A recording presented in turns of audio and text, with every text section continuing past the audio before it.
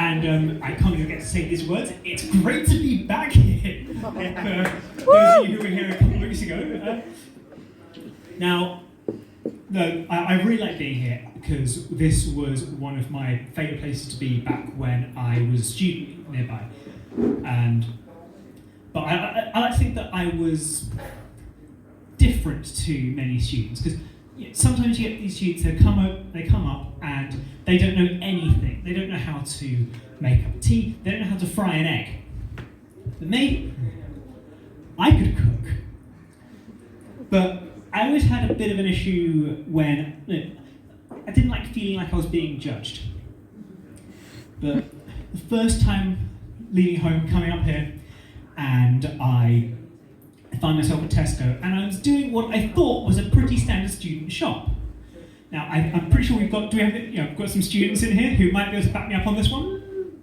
Yeah. Fairly standard student shop, right? Some bacon, some cheese, creative Guinness, a single piece of fruit so I can say to my parents, no, look, Mum and Dad, I'm having a healthy diet, lots of fruits and vegetables, I swear. 16 packets of instant bacon flavoured soup noodles, standard shop. And I get to the checkout, and the woman there starts scanning my items, and around instant noodle packet number 10, she looks at me with this look of disdain and scorn, and in an accent that I still can't do even after having lived in this county for 8 years, "Or Doc, you've got to learn to cook." Now, on any other day, I'm pretty sure I would have done the standard thing. You kind of give that half-hearted chuckle and carry on with your day. But on that day, something was different. On that day, something inside me just snapped. And I said two things. First, not a duck. I know the resemblance is uncanny.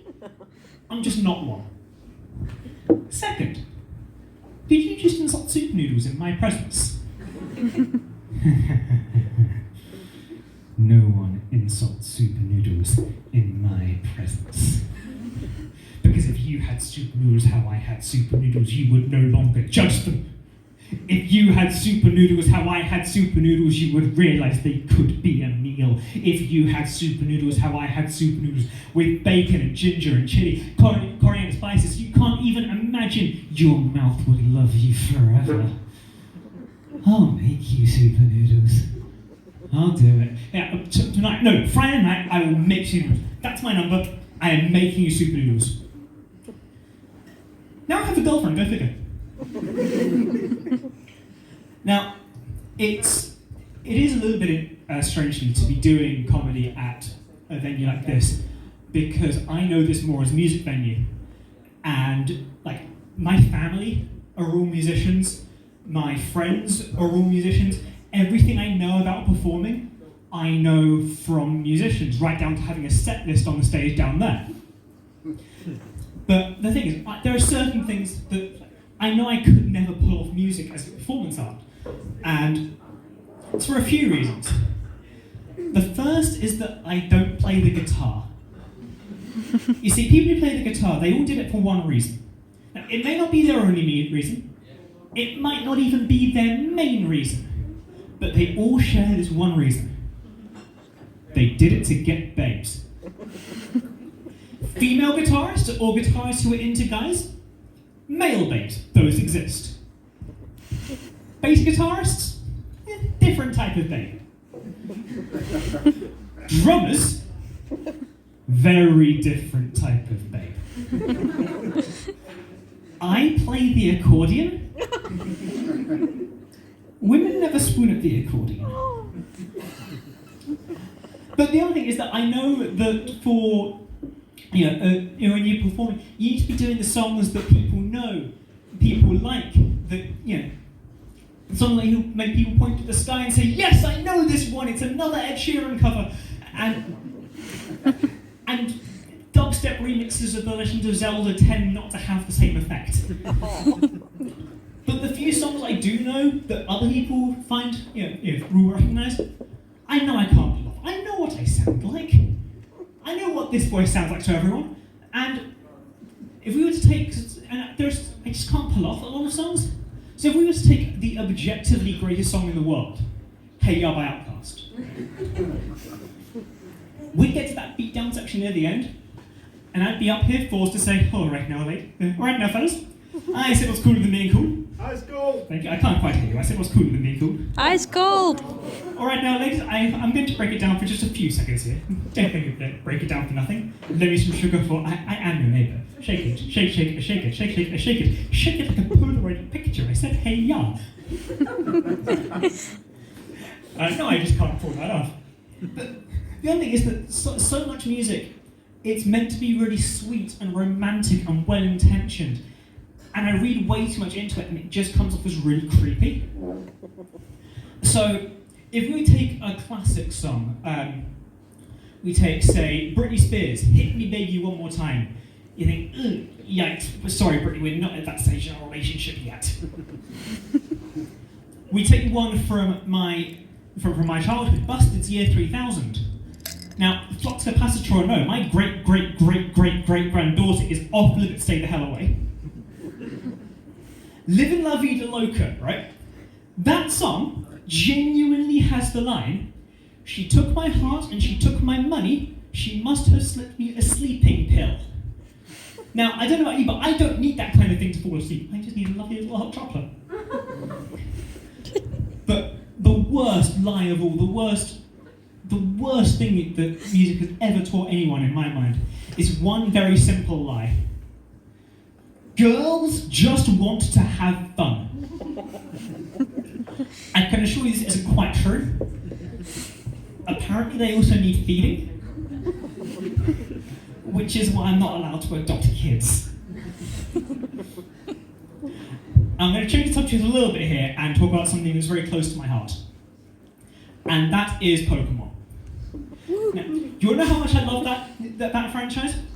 Underneath this jumper is a Pokemon t-shirt, which I'm not going to, it's stuck to my jumper and I don't want to flash everywhere. It's not that kind of shirt. Stop! You know how much I love that franchise? I have a Pokemon card in my back pocket just as a callback for later. It's the ice cream one in case anyone actually cares. And you know how much I love that franchise? Not only have I bought all the games, all the trading cards, all the spin-off titles, I play an online simulator for the tournament version of this children's video game. But one thing that I pride myself on is I'm not someone who frequents the chat rooms and the forums. And the one time I did this, I opened up very nervously the chat room of a children's video game. And instantly, all I can see is this huge thread of guys complaining about women. So I closed my laptop. And then I opened my laptop again because someone was wrong on the internet. And I will not rest until they see the light. I was like, well, hang on a minute here. Maybe the reason that you have these issues with the opposite sex, it isn't because of any fault on their end. Maybe it's that you're playing a simulator for a children's video game at 2 o'clock on a Wednesday afternoon. And then they banned me. From one game to another, now I don't know if the rules have changed to allow people to interact with me on the stage right now, but think in your minds for a moment of what the most evil game in the world might be. Now, maybe one of you's thinking of World of Warcraft. It's not World of Warcraft. Maybe one of you really didn't like that last joke and thinks it's Pokemon. No, it's not Pokemon. And maybe some of you have heard me do this joke before and know that it's not Monopoly, it's not Pokemon, it's not World of Warcraft. No, the most evil game in this world is Uno. You see, people who think it's Monopoly, right, they don't understand. See, it's not my fault that you land on my hotels on Mayfair. It's not my fault that your chance card said assess for street repairs. There's no malice. There's no hatred in Monopoly. There's malice in Uno. You see, for me, it crystallised having a game with people that I thought I liked, I loved, I appreciated, and who liked, loved, and appreciated me.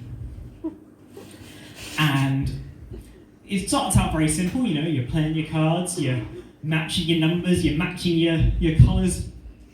I get down to my last card and I think, brilliant, I'm about to win this.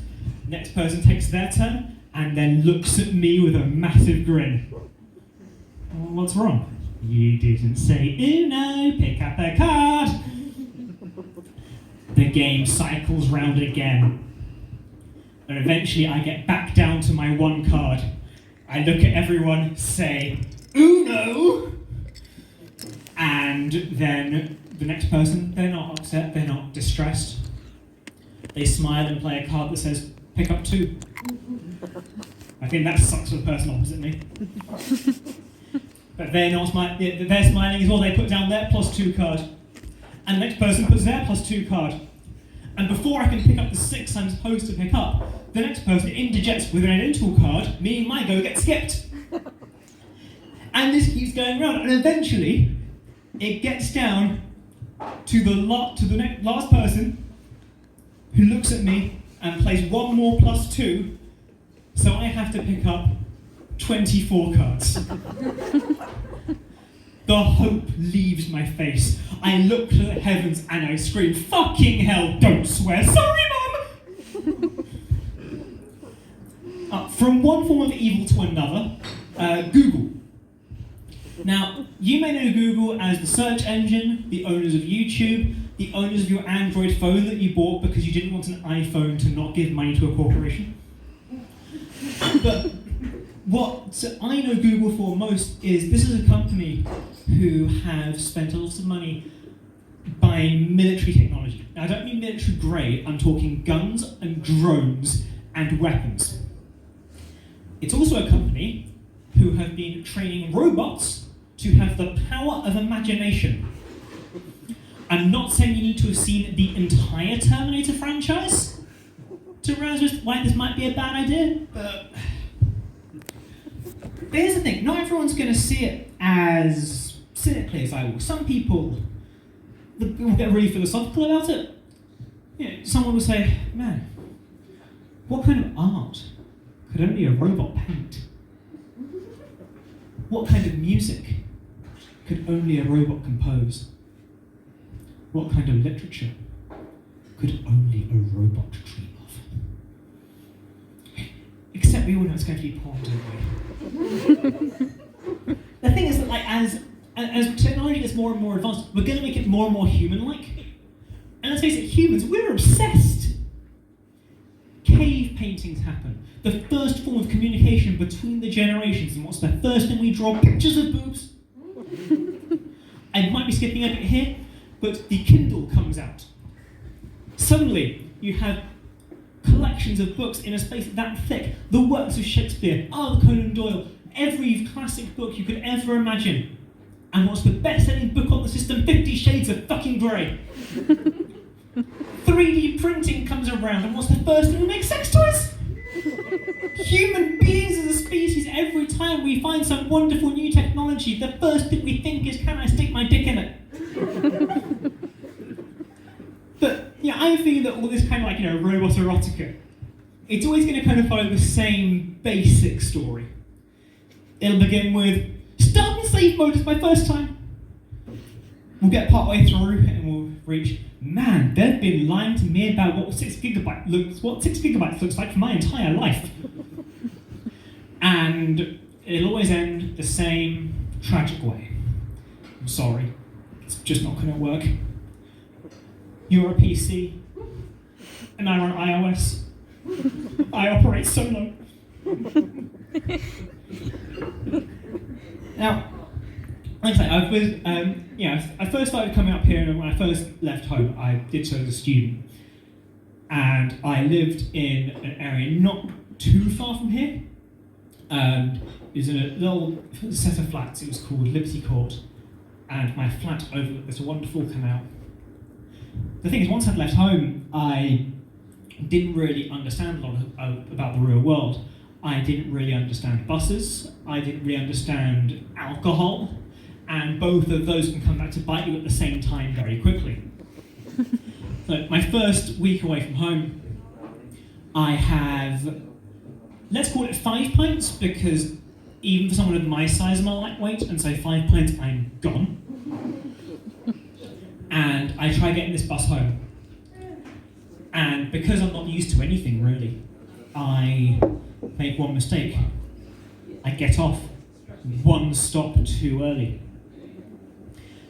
Now, I'm a bit too embarrassed to try and wait at the bus stop again and get the next bus for 1 stop. But I think, you know what, it's not far. I'll just walk it.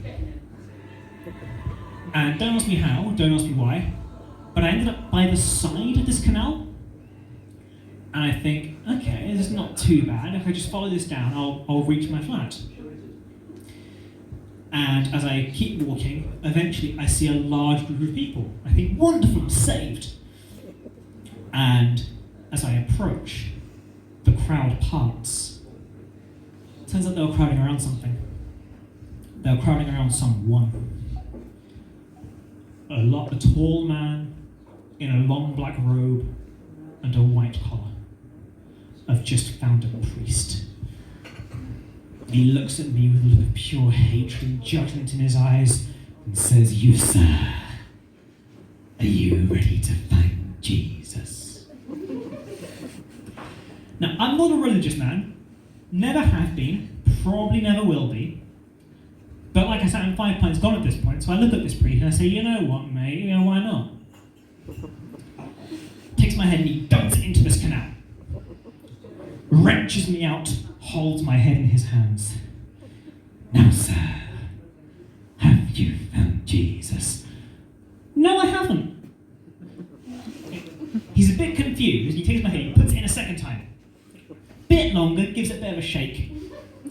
Wrenches me out, holds my head in his hands. "Now, sir, have you found Jesus?" "No, I haven't." Now, in hindsight, I probably embarrassed this guy in front of his little congregation. I didn't know that at the time.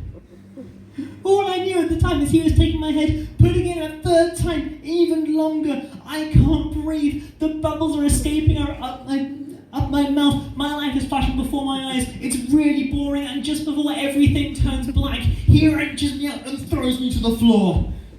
He looks at me and he says, "Now, son, please, have you found Jesus? Are you sure this is where he fell in?"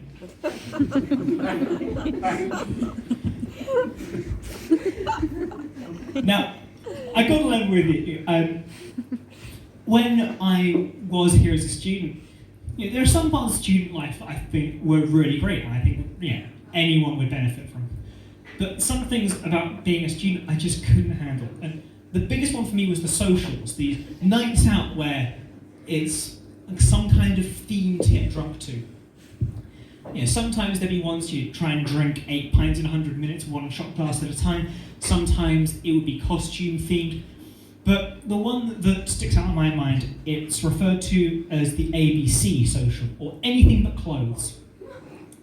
And it says you have to wear anything that isn't clothes.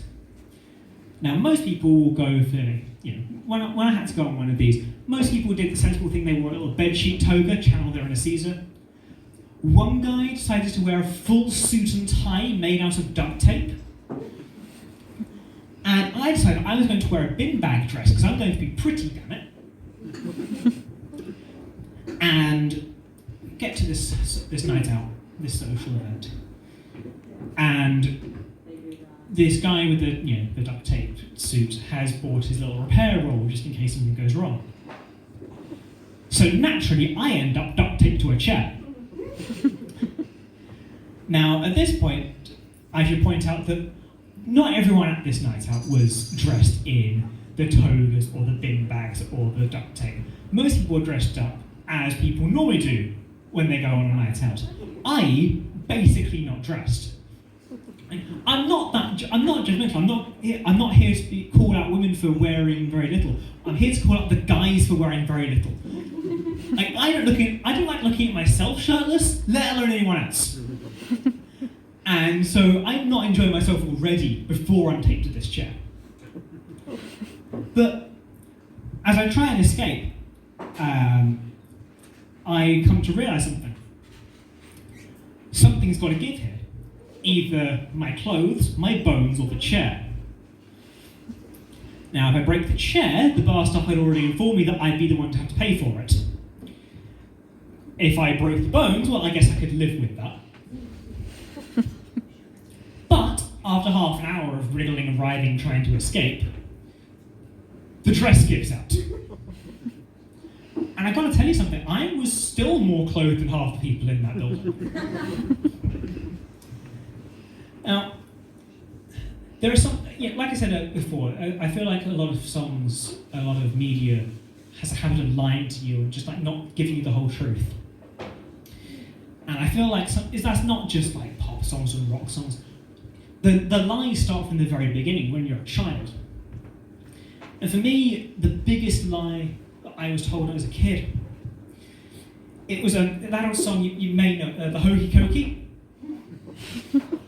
I hate that song. So follow along with it, okay, for a moment. Okay, where they say, okay, left foot in, easily understandable. Left foot out, back where we started. In and out, okay, just mindless repetition here. Shake it all about, something's different. You do the Hokey Cokey, then you turn around. Now, at no point in that song does anyone ever actually tell you how to do the Hokey Cokey. And the reason I find this just so frustrating is that I have it on every reliable source I've ever had that this is what it is all about, and I just feel like I'm missing out. Now, like I said earlier, I'm not the most religious person in the world, and it means that sometimes it gets interesting if I'm ever confronted by people trying to convert me to some kind of faith. And it happened to be not that long ago in this town. And I won't say exactly which faith it was, because I'm aware that the Jehovah's Witnesses and the Mormons have a bit of a turf war in this area. And I don't want to get on anyone's bad side. But suffice it to say that I was walking along and I was approached by two very friendly religious people trying to convert me. They said to me, "Are you a follower of the Lord?" I said, "Not since the restraining order." They said, no, are the people in your home religious? It's like, well, according to the home-based evidence, I have to shop there, and I don't, so... So, are the people in your house religious? It's like, well, it's more of a flat, so... Okay, no. Are the people who live in your place of residence followers of any organised faith? I had to think for a minute. I said, well, I live with 3 friends. We've got one who is the kind of atheist that makes internet comment sections unbearable. We've got one who is agnostic with vaguely Christian leanings. He says, me talking him over. We've got one guy who is Christian in name only. And these 2 people, they looked at me and said, well, what are you, sir? What do you believe? And in one moment, all context left my system. Suddenly I'm facing fundamental questions about who I am. What do I believe? That's fundamental truth about what I think about the universe. This is shaking me to my core. I have no idea how to answer this. And eventually, I do come up with one answer. I look at this man, and I say, me? I believe in dinosaurs. Thank you very much. We're going to break for a short interval. I'll be back in about 20 minutes, and you'll hear our shots. It's always a really tricky question for me, because sometimes if it's just, you just go with what is kind of obvious, i.e. tiny Indian. If I know someone a little better, I can mention I'm from Essex, which tends to get me more hatred from people than any other answer I can give. sometimes I'll go into like the full genetic line of things where, I'm half English, half Indian, but if you follow things back, then I'm 1/64th Russian and just a tadpole.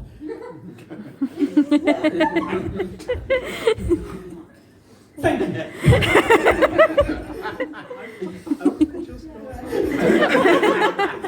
How many times have I mentioned I've 6 only years. just got it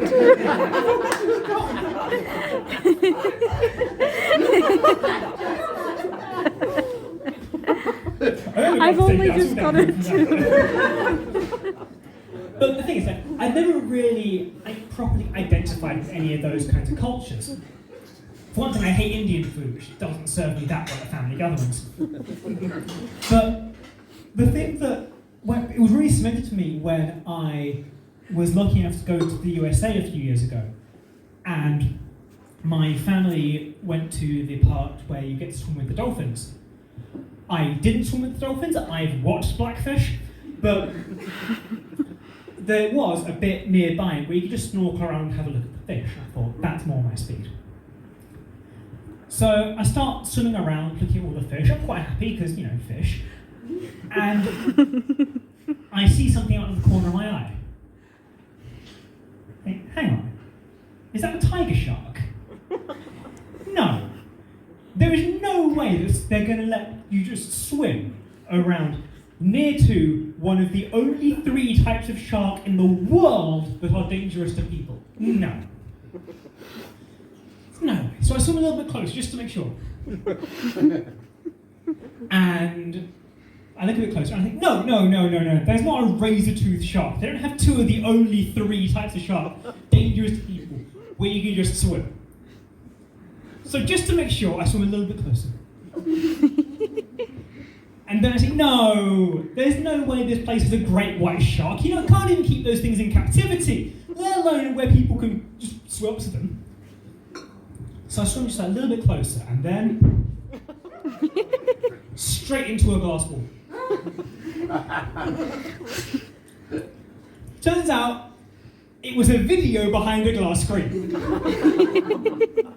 So ladies and gentlemen, when it comes to where I feel like I'm actually from, bear in mind it took a glass screen and a glass screen in front of a TV screen for me to not swim into what I genuinely believe to be shark-infested waters. I can't claim to be English or Indian or Russian or Polish or any of that, ladies and gentlemen. I think I might be American.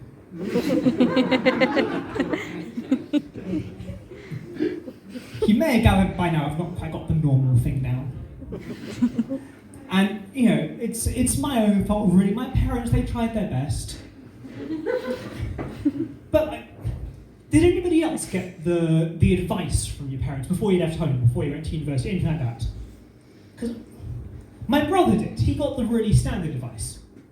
He was told, just work hard, everything will be all right. He was told, don't drink too much. He was told, just be yourself, and I'm sure you'll make lots of friends. 3 years later, it's my turn. My dad turns to me and says, work hard, and I'm sure everything will be fine. My brother, just drink. My mother, bless her heart, turns to me and says, maybe just try and hide the you for a while until you have some friends. And bless her, I tried. For as long as I could, I tried to do the whole normal thing. 6 days I lasted. Day 6, I'm making what I believe to be a fairly standard meal. Pasta with bacon and cheese. So I've boiled up the pasta, I've fried up the bacon, I've grated the cheese because I've lived away from home for less than a week. I don't quite yet understand how much of a ball ache it is to wash a cheese grater by hand. I've assembled it all and I've put it into the microwave. My flatmate walks in. A bit of context for this guy. This guy is as tall from the ground as I am from the stage. He has shaved blonde hair, piercing blue eyes. The Nazis would have loved this guy. Says to me, what are you making? I said, pasta, bacon, cheese. He said, why is it in the microwave? to melt the cheese. And then he said, well, why didn't you stick it under the grill? Now, in hindsight, I could have given a sensible answer. I could have said something like, well, if you put it under the grill, there's like a different texture, and I prefer the more stringy consistency you get from the microwave. Yeah, that's not quite what I said. I turned to this man who I'd known for less than a week dead in the eyes and said, but the microwave goes dim! So, this is how Mary Poppins once tried to kill me. So, I was eating lunch in a Keele University canteen, and like outside of my day-to-day life, I'm the guy who has those massive obnoxious headphones, like the ones that look a bit like Beats by Dre but with a little bit more self-respect, and the proper antisocial ones. And so I'm listening to music, trying to tune the world out, and I get overtaken by a bit of a random Disney mood. So yeah, I listen to Be Prepared from The Lion King. Everything's fine. I listen to Hellfire from The Hunchback of Notre Dame. Everything's fine. I listen to The Bare Necessities. Everything's better than fine because that song is amazing. But then the live action mood takes over. I listen to Mio Bamboo from Chi Chi Chi Bang Bang. Everything's fine. Then I listen to Chim Chimney from Mary Poppins. Now, for those of you who might be a bit musically inclined, you may realise that Mary Poppins, that's a song in 3/4 time. And at least one of you right now is humming it in your head and going, oh yeah, I guess. And for others of you, you may realise the song in 3/4 time, well, that's a waltz. And being a secret romantic, ladies, when I hear a waltz, well, I must dance. So I take off into the nearby woods to dance along, the song looping in my headphones the entire time. And it's a bit of a muddy day. It's recently rained. So yeah, I'm dancing through patches of mud that have trees, and dancing through patches of mud which have no trees. I'm dancing along, waltzing through the music, looping, chim chimney, chim chimney, chim chim chimney. And as I get to one particular patch that doesn't have any trees, I take one large step in, and I realise I've just fallen into a hole. And I start trying to make my way back, make my way out of this. So I wrench my foot out, put it one step towards what I believe is whatever the equivalent of a bank is. I then wrench up my other foot, that moves one step forwards, and now I've realised that the first foot is in a lot deeper. I'm sinking. And that's when the thought hits me, oh God, this is how I die, isn't it? I want to die like the dinosaurs in the tar pits. Admit it, those are the ones that you judge. And as I sink even deeper, that's when I smell it. It wasn't mud I fell into. All this time the music is still playing as I'm trying to basically swim my way through slurry and manure to get back to whatever the equivalent of a bank is in this sick, sad day.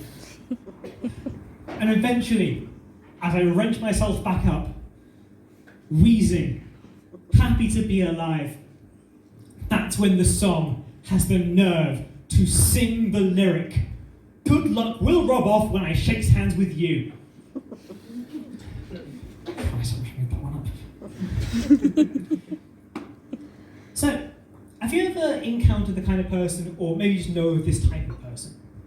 The kind of person who, at some point in their life, went on the gap year that they insist on calling the gap year. The gap year. I found myself on my gap year. I went travelling and saved the world on my gap year. I never actually ended up with that friend, but I had something similar.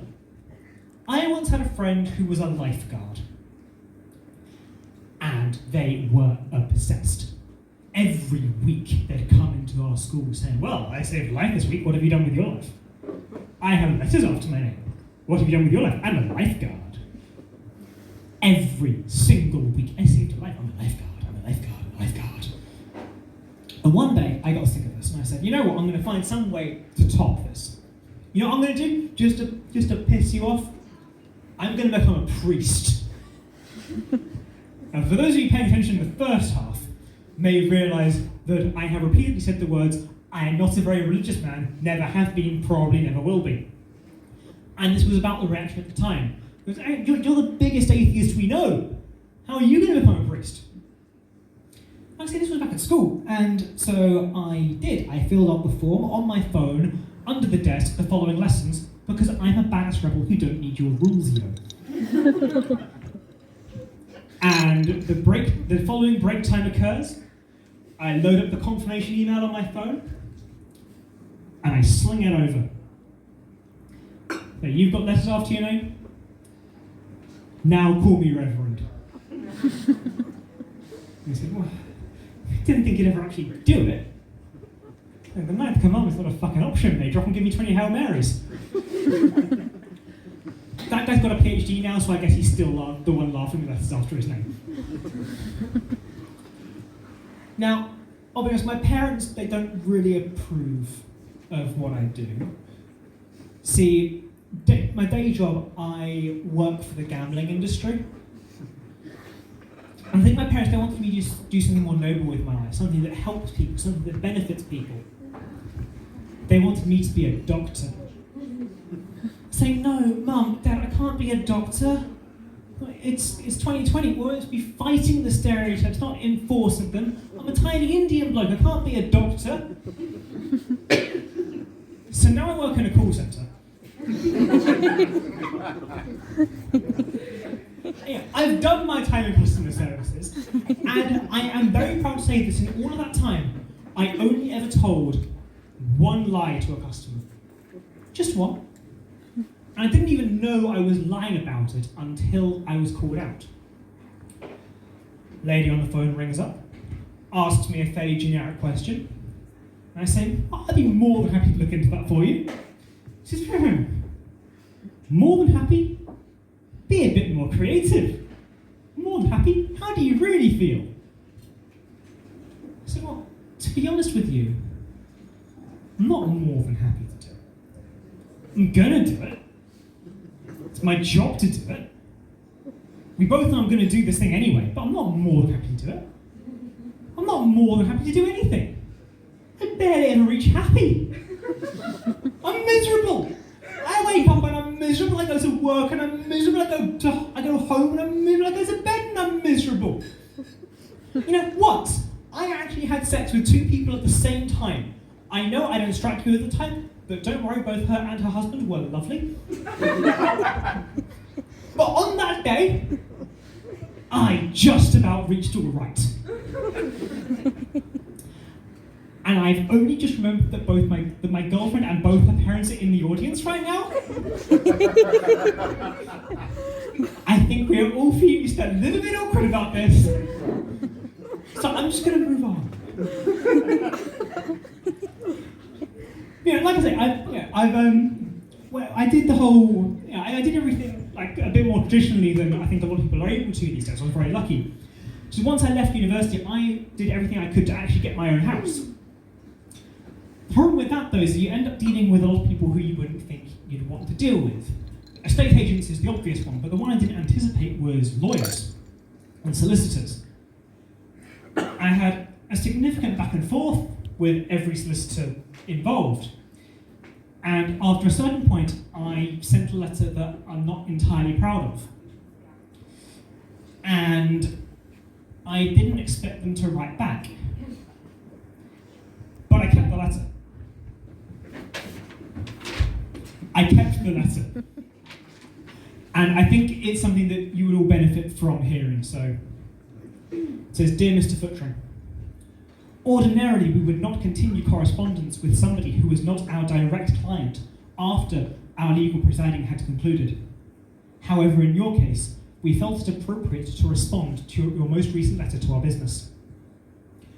We understand that the length of time it took for the housing contracts to come through may have been longer than you were expecting. However, sending over a literal vial of snake venom with your letter seemed a little bit over the top.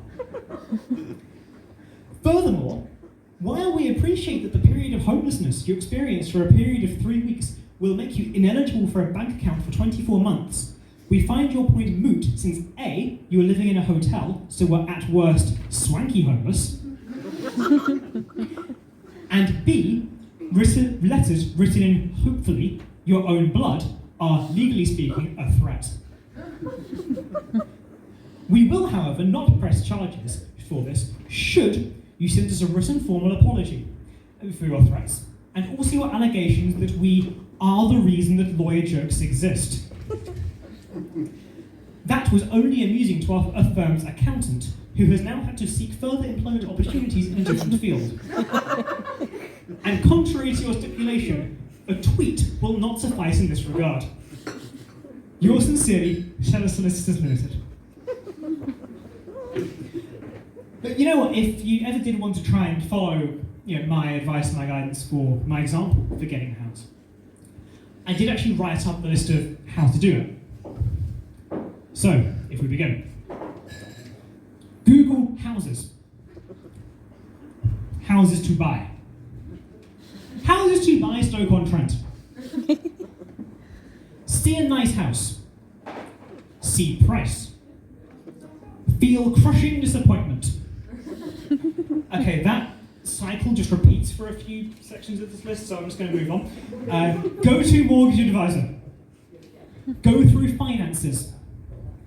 Get told that I don't spend enough on food to get a credit rating. Eat Pokemon card in front of mortgage advisor to try and get credit rating. You know, I've been doing this joke for like 4 years now, and they never taste any better.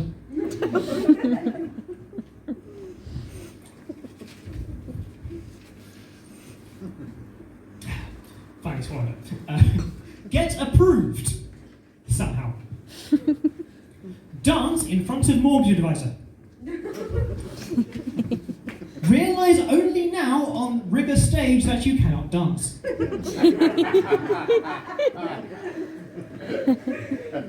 Find a house within budget.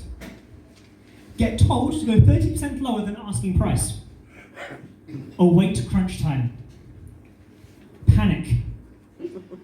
Go 15% lower. Get accepted. Power slide across the floor of the estate agent. Enjoy. Forget how much that really hurts your knees.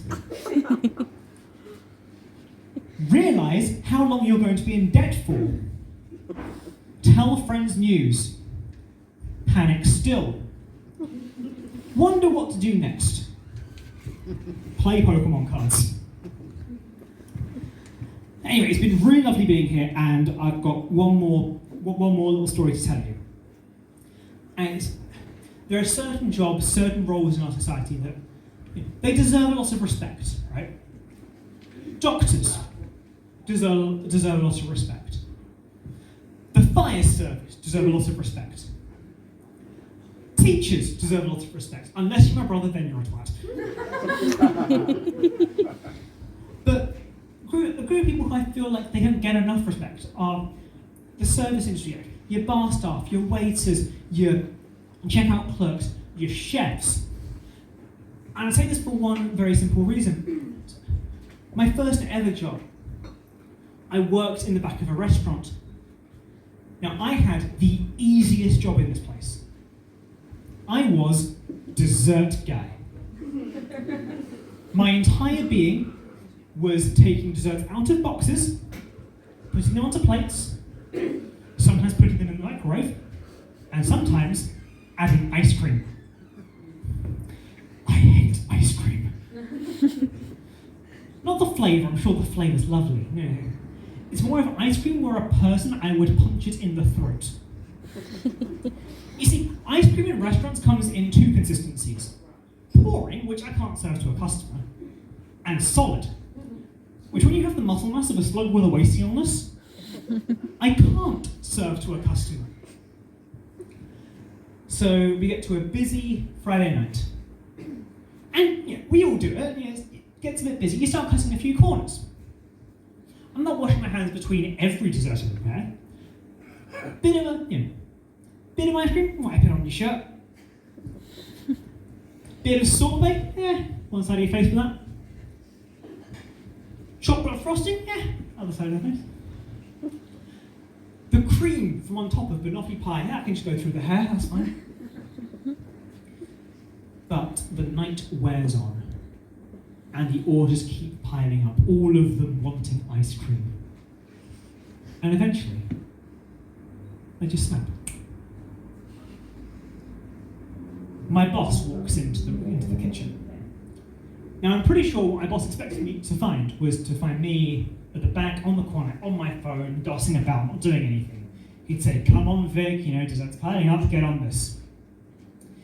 Instead, what my boss finds is me in the corner, my shirt looking like tie-dye from the flavours of ice cream emanating outwards, chocolate frosting covering one side of my face, a mixture of blood and sorbet running down the other side of my face, the cream from banoffee pie strewn through my hair, and I'm on the floor sobbing, screaming, "Ice cream! Ice cream!